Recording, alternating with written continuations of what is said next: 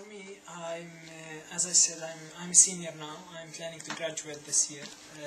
I'm planning to, after finishing, I have many plans. Among them that I will consider. I have a plan that I'm doing.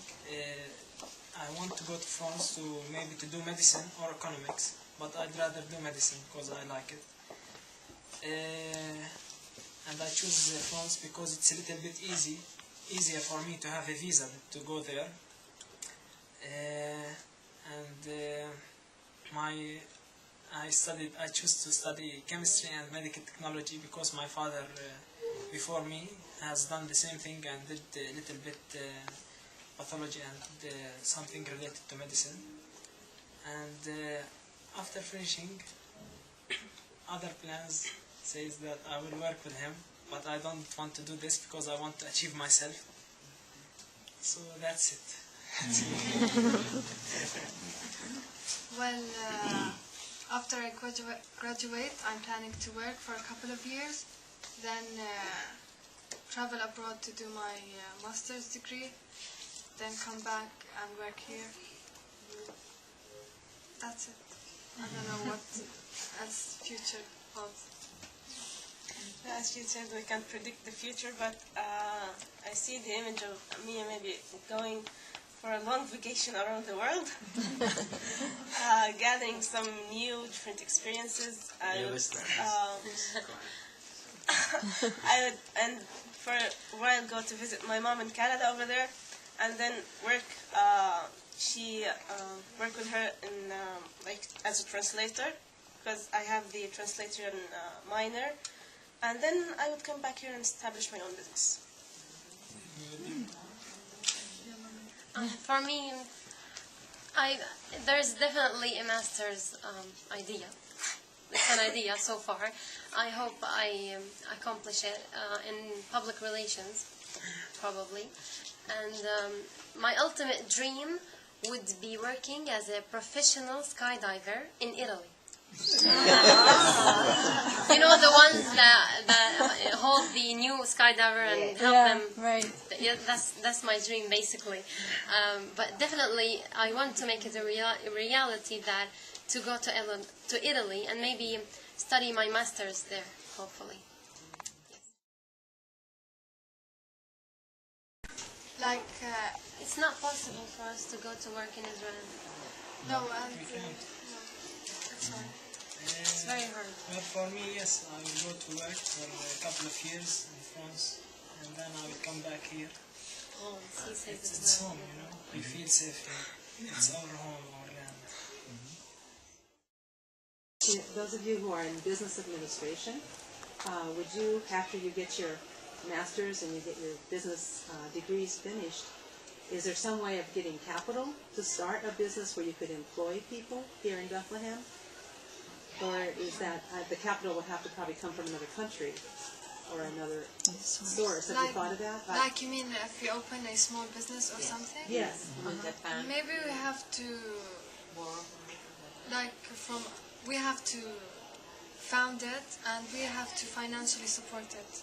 Yeah, maybe we can get loans from the banks, but I don't think that someone will adopt the idea and help us. Well, like if you were studying in France, like he's going to, if you got to know people there, could they be capital ventures in France that could fund you opening a business here? Would that be allowed? Would you be able to take money? Yes. Would it be allowed? Yes, it would. Sure, yes. It's possible. They have once a year here, I think, is it once a year, the Business Economical Forum. They have an event here, it's actually in Bethlehem, where a lot of businesses come from, some from abroad, but mostly from the Middle East, to discuss new ways or new businesses that they might open here.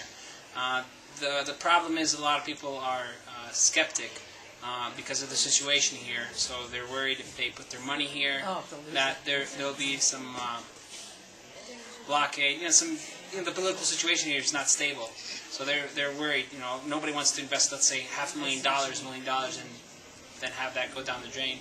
I mean, there are some Palestinians that are doing it in spite of the situation here.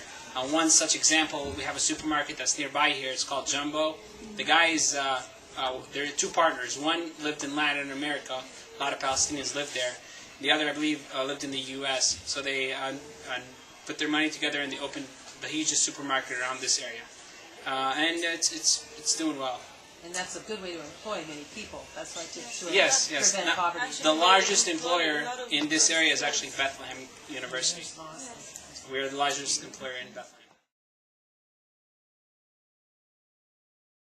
Well, it's basically the inability to move around, because as far as Bethlehem area, if we want to leave Bethlehem area, we absolutely have to go through checkpoints. It's even if we're going to other Palestinian Authority areas like Ramallah, we still have to go through a checkpoint. And if we want to go into Israel, we have to have our ID, we have to have a special permit, and to get this special permit we have to have kind of a permanent permit that allows us to have that permit. So to have that, we should go to a place like 2 hours away and wait in line for hours, and we may get it, we may not, and you could never know the reason for rejection.